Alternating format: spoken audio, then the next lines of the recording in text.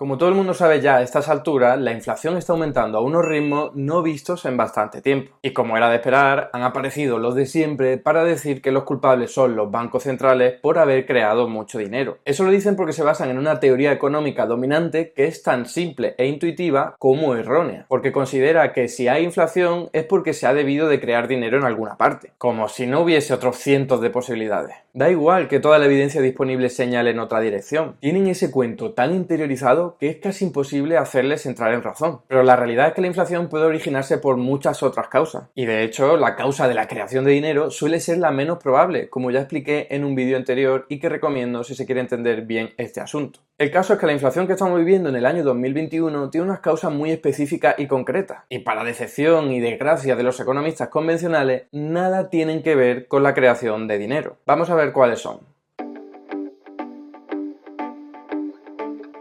La inflación en España, medida por el índice de precios al consumo, el famoso IPC, aumentó en octubre de 2021 un 5,4% en comparación con el mismo mes del año anterior, registrando así una de las tasas más elevadas de los últimos años, aunque en julio de 2008 tuvimos una tasa prácticamente igual. Y en noviembre el indicador provisional apunta a que lo hizo un 5,6%, 2 décimas por encima. Pero frente a los mensajes alarmistas y sesgados de los medios y de las redes, conviene hacer un análisis riguroso y detallado del asunto. En primer lugar, es importante interpretar bien los datos. La inflación se suele dar en tasas interanuales, es decir, comparando lo que ha crecido el IPC un mes de este año en comparación con el mismo mes del año anterior. Por ejemplo, noviembre de 2021 en comparación con noviembre de 2020. Y justo el año pasado los precios, en vez de estar creciendo, estaban cayendo debido a la parálisis de la economía en plena pandemia. Por eso, la distancia entre ambos puntos es muy elevada, pero no solo porque los precios de este año hayan crecido más de la cuenta, que lo han hecho, sino también porque los precios del año pasado estaban más bajos. Es decir, se produce un efecto puramente estadístico e ilusorio que nos lleva a pensar que el incremento de los precios de este año es mucho mayor de lo habitual.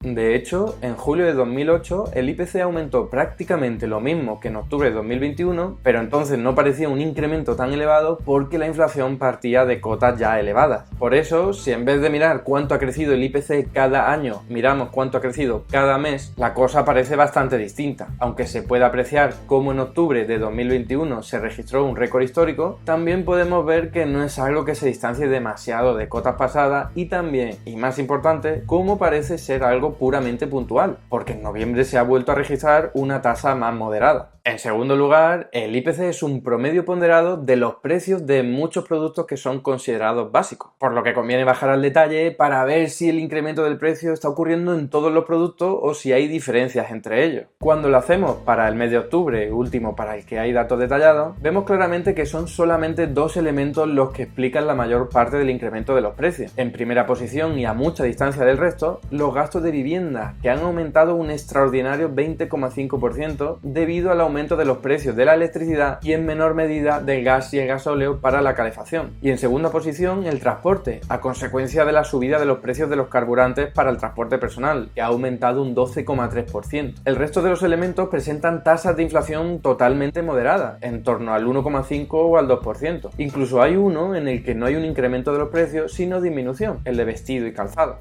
De hecho, si utilizamos el indicador de inflación subyacente, que es el IPC, pero quitando los productos energéticos y los alimentos no elaborados, que son los que tienen los precios más volátiles, vemos que el incremento de la inflación es muy moderado, claramente por debajo del 2%, que es el nivel considerado deseable por el Banco Central Europeo. Así que incluso acorde a los parámetros oficiales no estaríamos en unas cotas preocupantes, al menos en los productos distintos de la energía y de los alimentos no elaborados. Por lo tanto, ya encontramos algo que chirría claramente con el mantra convencional. Si todo el dinero creado ha empujado al alza los precios, ¿no es muy raro que solo haya afectado a los precios de los productos energéticos? ¿Qué pasa? ¿Que la gente solo utiliza el nuevo dinero creado para comprar energía y no otras cosas? En fin, si de verdad todo el dinero creado estuviese empujando al alza los precios, lo haría con todos los productos, no solo con unos concretos. Y otra cosa, hay más de 10 millones de hogares que en el año 2021 tenían o siguen teniendo contratada una tarifa de la luz fija, y por lo tanto tampoco les ha afectado el incremento del IPC tan elevado del que tanto se habla. En tercer lugar, esto de la inflación creciente es un fenómeno de hace poco, pero la creación de dinero no. Desde el año 2007, el Banco Central Europeo al igual que otros bancos centrales, lleva creando billones de euros para tratar de dinamizar la economía. Qué casualidad que lleven más de 13 años creando ingentes cantidades de dinero y la inflación no se enterara, y sea justo ahora, justo en mitad de una pandemia histórica, cuando la inflación repunta. Es verdad que debido a la crisis sanitaria, en el año 2020 y 2021 se ha creado bastante más dinero, pero ya sería raro que todos los billones de euros creados antes del año 2020 no hubiesen elevado la inflación y los creados a partir del año 2020 sí. ¿No será que lo verdaderamente excepcional de estos 2 últimos años es que hayamos tenido una pandemia que ha desestabilizado toda la economía mundial y no que hayan creado algo más de dinero? Porque si no, ¿cómo explican que desde 2007 hasta 2020 la inflación no aumentara a pesar de que se creó muchísimo más dinero en total que el que se ha creado desde 2020? Obviamente no espero ninguna respuesta lógica por parte de los de siempre. Simplemente seguirán diciendo lo mismo de espaldas a la lógica y a la realidad. En cuarto lugar, otra cosa que chirría mucho con la visión dominante es que si la inflación fuese consecuencia de que los bancos centrales están creando mucho dinero, veríamos que los precios subirían prácticamente igual en todos los países. Pero, por ejemplo, en el caso de la Unión Europea, donde el Banco Central Europeo reparte el dinero en función del peso de los países, lo que vemos es que hay diferencias muy sustanciales, desde el 1,4% en Malta o 1,8% en Portugal, hasta el 8,2% de Lituania o 6,8% de Estonia, con datos de octubre. ¿Qué pasa? ¿Que los estonios y los lituanos son unos ladrones y se han quedado con todo el dinero creado para los portugueses y malteses? Evidentemente no. Lo que ocurre es que la creación de dinero no pinta nada en toda esta historia y que las diferencias de precios entre países se deben sobre todo a las diferentes demandas energéticas. Porque por si alguien no se ha dado cuenta, en Estonia y en Lituania hace mucho más frío que en Malta y en Portugal y necesitan más energía para calentarse. Y también con los diferentes sistemas energéticos que hay en cada país. Si en España, que no hace tanto frío, los precios han aumentado tanto, es fundamentalmente porque las empresas eléctricas nos están robando, como expliqué hace no mucho en este vídeo. Y en la Unión Europea pasa exactamente igual que en España cuando hacemos la desagregación por productos. La inflación no está aumentando por igual en todos ellos, sino fundamentalmente en la energía, que aumentó un extraordinario 27,4% en noviembre, mientras que en el caso del resto de elementos lo hicieron entre un 2 y un 3%.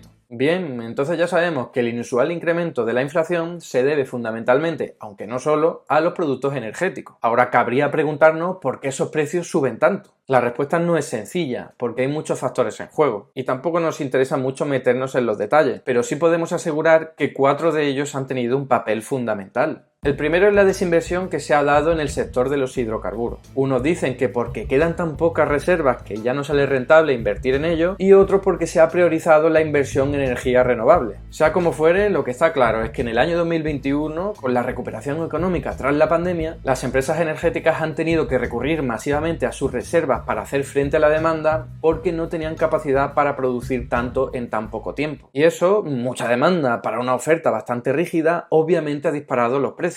El segundo factor es que el año 2021 tuvo un invierno muy frío. Recordemos a Filomena, por ejemplo, lo que llevó a apurar todavía más las reservas en hidrocarburos, y un invierno muy extremo y con poco viento. E impidió recurrir mucho a la energía eólica, teniendo que recurrir más al gas, empujando así al alza su precio, que se ha disparado durante este año como se puede ver en este gráfico. Por cierto, también podemos ver cómo en las últimas semanas el precio se ha desinflado hasta volver a cotas más razonables, lo que nos invita a pensar que la inflación de los próximos meses también disminuirá. El tercer factor relevante es el incremento del precio de los permisos de emisión de gases contaminantes, aprobado por la Unión Europea para favorecer la transición energética y que ha cobrado fuerza a partir de enero de 2021. Y el cuarto factor a tener en cuenta son los cuellos de botella que han surgido con la recuperación económica, que han encarecido el transporte marítimo y con él las exportaciones de hidrocarburos y de otras manufacturas. Como veis, 4 factores absolutamente importantes que nada tienen que ver con la creación de dinero. Pero los iluminados de turno seguirán diciendo que los culpables son los bancos centrales.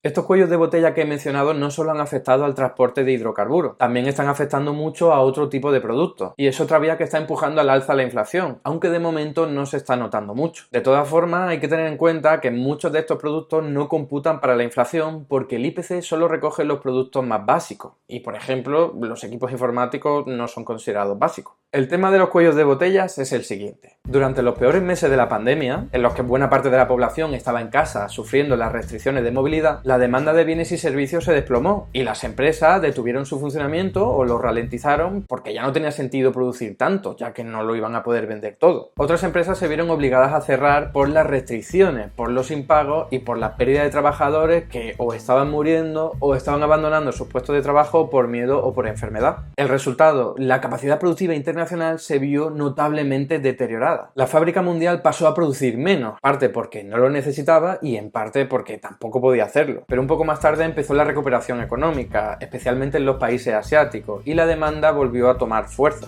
La gente ya podía moverse y comprar, y además había ahorrado dinero porque no podía moverse con las restricciones, por lo que las empresas ya podían vender más. El problema es que parar la maquinaria mundial es fácil y rápido, pero volverla a poner en funcionamiento no lo es tanto, requiere bastante tiempo. Así que la demanda se recuperó bastante rápido, pero no lo hizo la oferta, y de ahí que se generaran cuellos de botella. En una situación así, a las empresas les interesa subir los precios, porque saben que van a vender todo lo que tienen y así ganan más. Y esto es lo que ha pasado con muchos productos, pero especialmente con los relacionados con el transporte marítimo. 8 de los 10 puertos más activos del mundo se encuentran en China, un país en el que si encuentran un solo caso de coronavirus imponen fuertes restricciones, y muchos de sus puertos han estado inactivos durante semanas, además también porque había alerta de tifones, lo que ha provocado una acumulación de cargueros y contenedores en los puertos. Esto ha pasado en mayor o menor medida en todo el mundo, lo que ha provocado un retraso importante en el transporte de mercancías y en una escasez de contenedores para trasladarla. Para colmo, en marzo el canal de Suez estuvo bloqueado durante una semana por un carguero, lo que no hizo sino empeorar la situación. Por eso se han incrementado las tarifas de flete, lo que ha encarecido también el precio de los productos transportados. Si sale más caro transportarlo y las empresas quieren ganar lo mismo, tienen que aumentar sus precios. En consecuencia, han llegado muchos menos productos a países como el nuestro, y muchas empresas han tenido que vender todas las existencias que tenían porque no les llegaban nuevas, acabando así con el stock disponible, como se puede ver en este gráfico relativo a las empresas de la eurozona. Y como la demanda ha continuado aumentando, las empresas no han tenido suficientes productos para vender. Hasta un 30% de todas las empresas de la eurozona están teniendo problemas para encontrar materiales y equipos que necesitan en su negocio, una cota a la que nunca se había llegado en la historia reciente. Como es fácil de entender, lo poco que pueden vender las empresas lo ponen a un precio más elevado porque así ganan más dinero, y eso es lo que está explicando el aumento de la inflación en algunos productos. Pero aquí no tiene nada que ver la creación de dinero. De hecho, si de verdad la gente tuviese más dinero en su bolsillo gracias a las políticas de los bancos centrales, veríamos que los niveles de consumo se habrían disparado. Pero es que eso no ha pasado.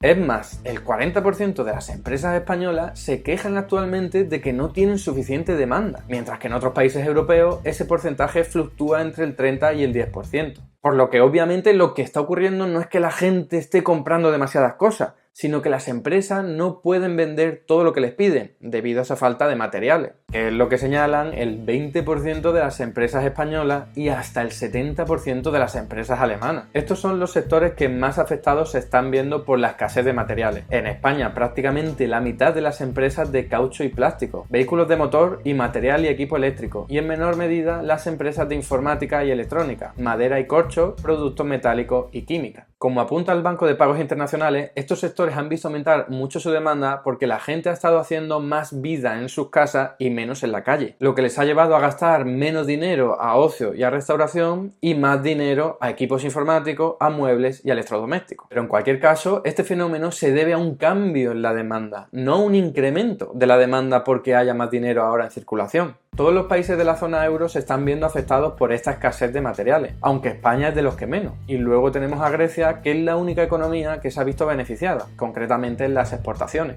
En fin, queda clarísimo que la inflación que estamos viviendo no se debe a que los bancos centrales hayan creado mucho dinero. Se debe a que la pandemia ha provocado problemas logísticos en el transporte marítimo internacional que a su vez han generado importantes cuellos de botella. Y esto es un incremento importante de los precios de la energía y de algunos otros productos, no de todos. Algunos vendedores han incrementado el precio de sus productos para ganar lo máximo posible vendiendo lo poco que pueden producir, no porque la gente tenga más dinero en su bolsillo. Y claro, si la causa de esta inflación es la logística mundial y no que haya más dinero en circulación, lo que hay que hacer para arreglar el problema es abordar los problemas logísticos y energéticos, no reducir la cantidad de dinero en circulación a través de un incremento de los tipos de interés como proponen algunos. Por eso realizar un buen diagnóstico es crucial para saber qué tratamiento hay que adoptar. Pero mientras tengamos a economistas miopes que solo saben repetir lo que estudiaron en sus inútiles manuales de economía en vez de analizar con rigor la realidad económica, seguiremos sufriendo desgraciadamente políticas económicas absurdas y contraproducentes tanto para la economía como para la gente. Y hasta aquí el vídeo de hoy. Muchas gracias por estar ahí y si te ha resultado interesante no dudes en comentar, darle like y compartir, que la teoría económica dominante no se combate sola.